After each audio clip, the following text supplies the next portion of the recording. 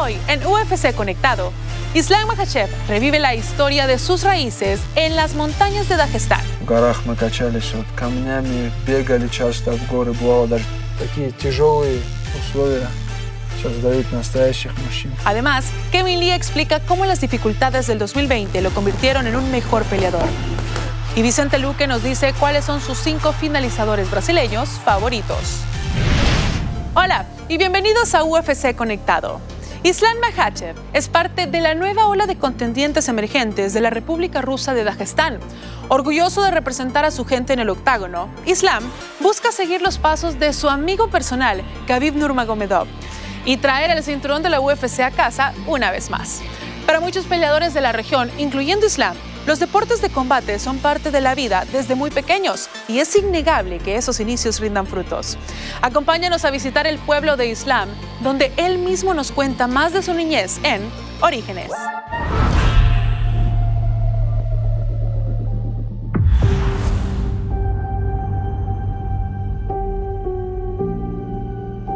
Islam Makhachev has all the skills. His ability all across every area in mixed martial arts is second to none. Когда начинал вот, в ММА именно, у меня была цель не стать там чемпионом UFC. Представлять нашу республику, нашу страну, это то, за что я дерусь. He was the first guy at the gym with Khabib back in the day. And he spent a ton of time with Khabib's dad before he passed away. And he is now ready to show that he can be the next contender in the lightweight division. У нас, по-любому, у нас республика остается кузницей чемпионов. Это тоже большая мотивация.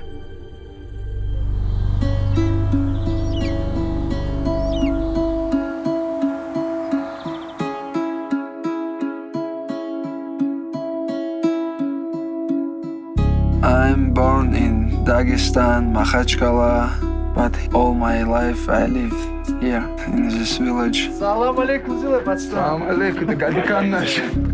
А вот когда ты приезжаешь с Махачкалы в горы, у местных ребят было какое-то понятие, что вот городские, типа слабые или что-то такое, и постоянно и часто приходилось там драться, постоять за себя, за кого-то там друга.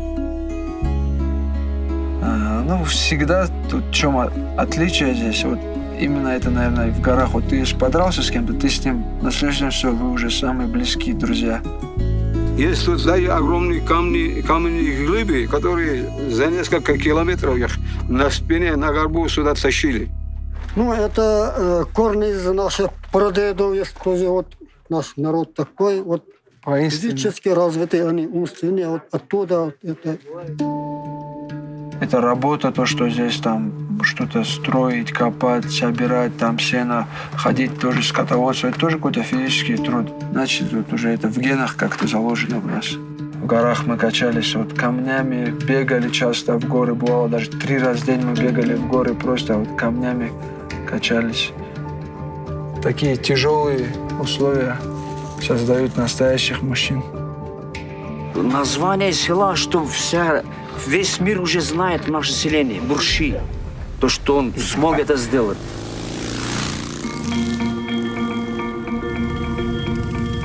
Ну, я всегда спортом увлекался. И вот смотрел на каких-то больших звезд. Там Кэббот, Кен Шермак, такие бойцы, вот на них смотрел, думал, это... Я понял вот именно ММА, что это мое, когда я выиграл по боевому самбо. И вот так как-то у меня вот зародилось по жизни, вот любая игра у нас как до победного бывает. Даже помню первые их шаги в спорте, Ислама, Хабиба. Они постоянно конкурировали между собой, боролись, там, занимались вместе, все время друг другу помогали. Узнал, что Хабиб тренируется у своего отца. И я пришел в зал, увиделся с Хабибом, так можно, тоже буду ходить. И начали где-то. И Ислам в соседнем дворе жил, и мы там на тренировках. И учились еще в одной школе тренировались, в одном зале. И вообще с детства, в общем, сколько, почти 20 лет мы знакомы. 3 минуты! И время показало, что он на самом деле хочет стать не просто там рядовым чемпионом, он хочет выделиться среди них. Вот сейчас сразу нападай сразу. Я думаю, если бы не было у него такого духа, он бы не достиг бы таких высот. Но в этом плане у него еще запас, еще полностью он себя даже... Долго стоите. Я помню, он в любителях хотел выиграть там чемпионат мира, он достиг этого, он выиграл чемпионат мира, и сейчас он хочет завоевать пояс. И я думаю, что когда-то он привезет домой этот пояс, как привез один из наших одноклубников.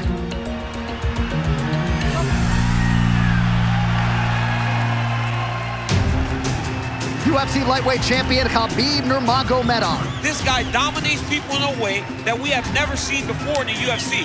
For my money, this is a legend in his own right. I want to say thank you for my father. Ну, отец всегда нам говорил, вот ты когда будешь уходить, ислам должен прийти. Another one of these great fighters from Dagestan, Russia. In Russian powerhouse, Islam Makhachev. You realize that Islam is every bit of the fighter as Khabib. Хабиб не только как тренер, да, он ему и как брат. Стойка, он медленный на руках. Я хочу, чтобы ты стойка. Тренера обычно тренируют тебя, выставляют на соревнования, но он занимался всем. И... Может, кто-то это называет тренерством, кто-то называет это там братством. А мне главный результат. This guy is a killer. That's some high-level grappling right there. You see why Makhachev is among the most avoided guys in this division. And a lot of people think we are looking at a future contender, if not champion, in Makhachev. Ну, иншаллах, дай Бог, мы никогда не знаем, что завтра будет. Ислам понимает, что ему самому надо со своего пути всех соперников. Вот и все. А вот этот ислам прошел вот этот путь. И тренировался, ездил, выигрывал, доказывал это делом.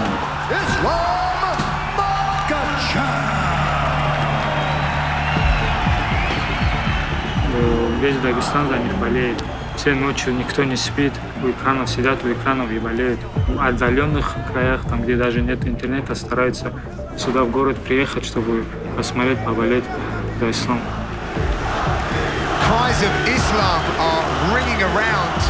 Сейчас ислам является одним из лучших бойцов мира среди всех бойцов. Вот сейчас у ислама вот такое время. Я думаю, что это все оправдается скоро, иншаллах. Как он начинал, у него были мечты. Ждем не дождемся, когда он станет чемпионом. Когда ты видишь, что столько людей за тобой следят, болеют, радуются, когда ты выигрываешь, там ты будешь следующим, это большая ответственность. Ты должен понимать, должен знать, что ты не можешь их всех подвести. Следят за этим.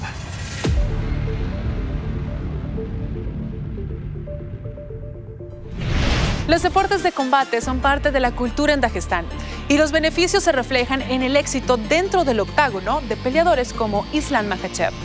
Llegó la hora de hacer una pausa, pero al regreso, Kevin Lee explica cómo las dificultades del 2020 lo convirtieron en un mejor peleador. Y más adelante, Vicente Luque nos dice cuáles son sus 5 finalizadores brasileños favoritos.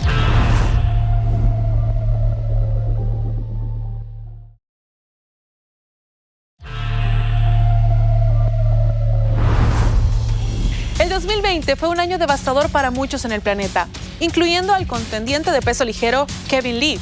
La derrota frente al futuro campeón Charles Oliveira en una pelea estelar fue seguida de una cadena de lesiones que amenazaron su carrera. Además, tuvo que superar algunas dificultades personales. Pero en lugar de caer ante los retos, Lee utilizó esto como motivación. ¿Y cuál fue su meta? Regresar a la forma que lo llevó a pelear por el campeonato en el 2017.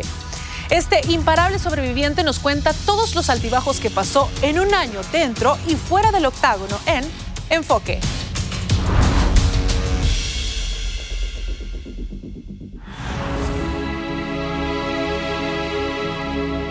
My career has been a complete learning lesson. It's something for me to take into the next phase and just realize now I'm an experienced vet in a young body. Up until this point, I've had a lot of potential, but I have yet to realize it. Well, Kevin Lee gave up a promising wrestling career to pursue MMA full-time, and if the results are any indication so far, he made the right decision. There's been a lot of ups and downs in my career. I've got a lot of fights in the UFC. At the beginning, I'm a freshman going up and up and up, just starting to decline. not even in his peak yet, but shows all these signs of greatness. Coach Follis was a large part of my success. Hands up, little bit of motion. Let's get those feet moving, Kev. There it is. Switch to the short choke. There is a new UFC lightweight contender, ladies and gentlemen. His name is Kevin Lee. The Tony Ferguson fight was my first title fight. All right, gentlemen. All these lights and that pressure just kind of boiled up inside of me. Beautiful scramble here. Tony is sliding that right knee up high. He is in trouble. He's got the arm on the outside, but he's going to pull the head. There's the tap. Tony Ferguson has done it. Tony Ferguson is the UFC interim lightweight champion of the world.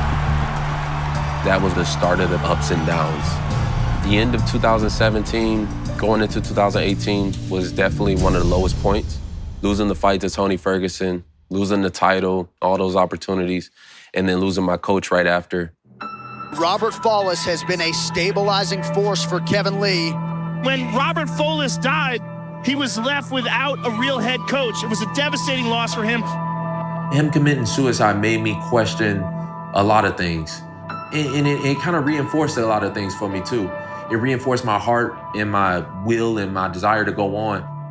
It took a big toll on my career, and that kind of showed through. I was able to bounce back and have some highlights. Kevin Lee wants to resume his rise to the top of the mountain. But it wasn't the end of the ups and downs. Oh, Kevin Lee is busted up.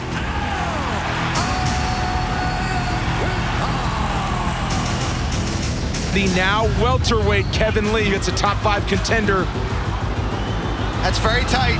Kevin Lee taps. Wow. Rafael Dos Anjos submits Kevin Lee. I had the highlight of my career after that against Gregor Gillespie. Yeah. Oh! That's it. Kevin Lee with the ultimate highlight tonight. I'm just trying to ride the momentum of knocking him out. I'm offered the fight against Charles, and I think I underestimated him a lot. Straight away, Charles coming in with the unorthodox strikes. Oh, gonna watch that neck. He's gonna... Oliveira forces the tap. Charles Oliveira, the biggest win of his career. And Kevin Lee is unsure of what happens. The fight against Charles Oliveira was a very humbling moment. I learned a lot there, but I wasn't finished with that process yet. I come back, I start training with my brother, I shoot, and my knee just pops out. I heard the sound, and I'm kind of laying on my back, and I just knew right away what was going on. 3 months after recovering from the first surgery, a freak accident. I tripped, stood up too fast. As soon as I heard the sound, I knew what happened with the next one. My second knee now, I do the MRI and they tell me that it was torn. Just nothing but frustration, just anger. I had broken up with my girlfriend at the time, so I lived alone, blew out both my ACLs, so I couldn't train either. And the rest of the world was shut down. 2020. To combine dealing with something on a mental and emotional level and then have to deal with something on a physical level as well. I think Kevin was in a pretty dark place. At those low points, you can almost forget what it's like to be at the high point. The practices of getting over the mental humps is realizing I'm not the high point and I'm not the low point either, that I'm somewhere in the middle of that. And then somewhere in the middle of that, I just love what I do. And I realize I want to compete and I want to train and I want to fight. Regardless of the outcome, I'm gonna train my best, I'm gonna do my best, and then whatever happens, happens. The journey is never over. For much of the year, I spent in rehab. I'd have to get up, go to the UFC PI every day, twice a day. Keep your eyes on this guy. This is such a selfish sport that I forget that you need a big team around you. Good. Bryce, shake it out. We're trying to push the pace. I'm gonna be watching your heart rate. I'll let you know what speed I want you to hang around. A lot of the drills and things that I run through are going back to the voices that stand out, that are positive to me. Good stuff, man. Thanks, brother. Pushing yourself through these things creates that mental fortitude within yourself. Kevin's confidence was rebuilt like everybody's, and that was with time. Just getting back into the gym and seeing that they can do it again and compete at that level. So I'll step in the jab. You're gonna mitt that jab, mitt the jab, get your range first. You'll right clip to the it. chin. It Good works. push. Yeah. Yeah, it's a good push. I see a sense of purpose and a drive. He has the mindset and the work ethic to be successful in the sport. 1, 2, 3, T! Nobody wants to go through the lows. Nobody wants to go through the losses. You don't want to make the mistakes, but I needed that. I needed those to push me to the next level in life. Get it, let's go! Not only have I been maturing as a fighter, but I've been maturing as a man, and I feel like that's the next phase of my career. If you ask me how I feel now, I just only feel excited, truly excited. I feel like a completely different person, and I'm just excited to show the world that. That was really good. Thank you. I've always seen myself as a UFC champion, and now it's time to realize it.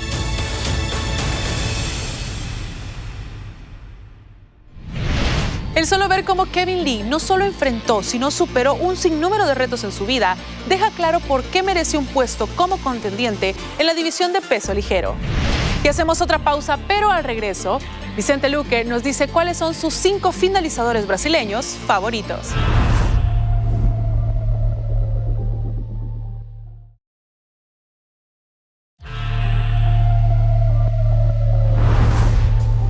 Brasil nos ha dado algunos de los más implacables finalizadores en la historia de la UFC, entre ellos Vicente Luque. En el puesto número 2 con más finalizaciones en la historia del peso welter, The Silent Assassin consigue inspiración en sus compatriotas. Luque revela la lista de sus finalizadores brasileños favoritos en Top 5.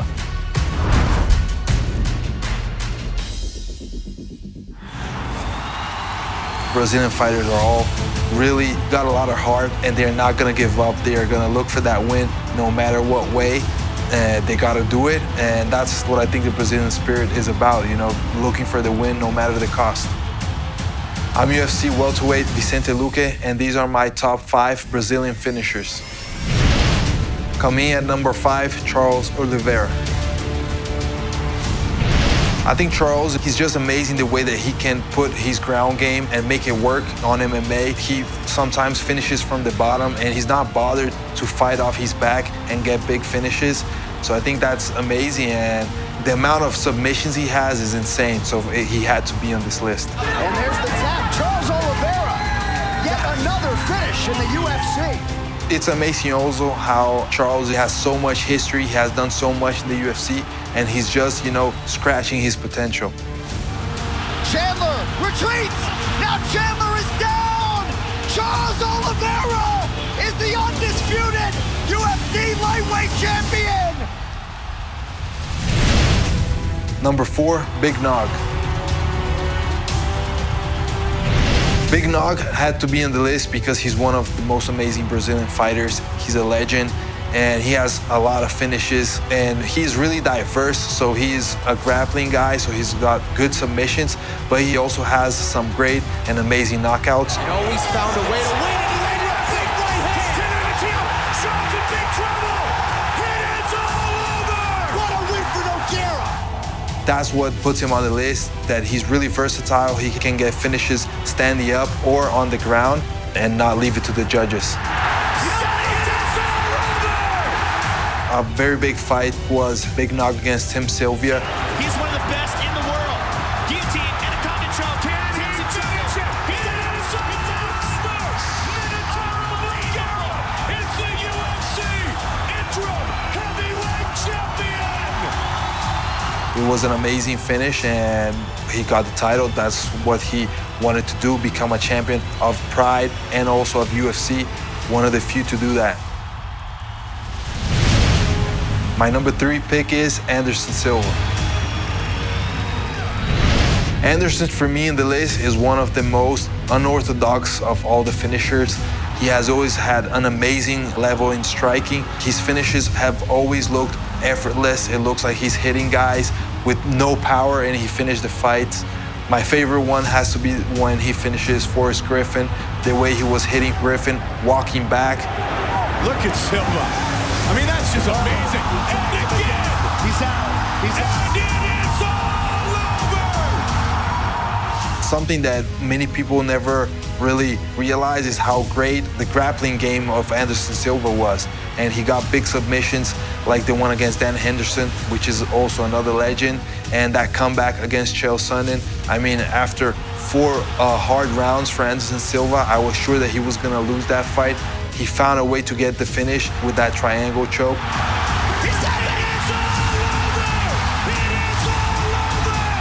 He was amazing all around, and he had a really underestimated ground game, but a high-level ground game.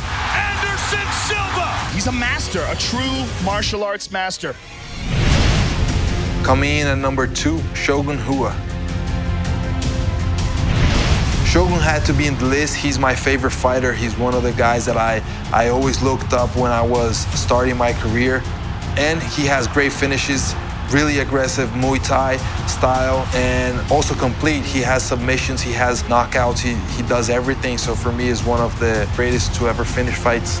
I think one of the big finishes is against Lyoto Machida, and he didn't want to leave it to the judges. He went out there, did what he had to do in the first round, and got the title. It was really amazing to watch. Oh, he got rocked.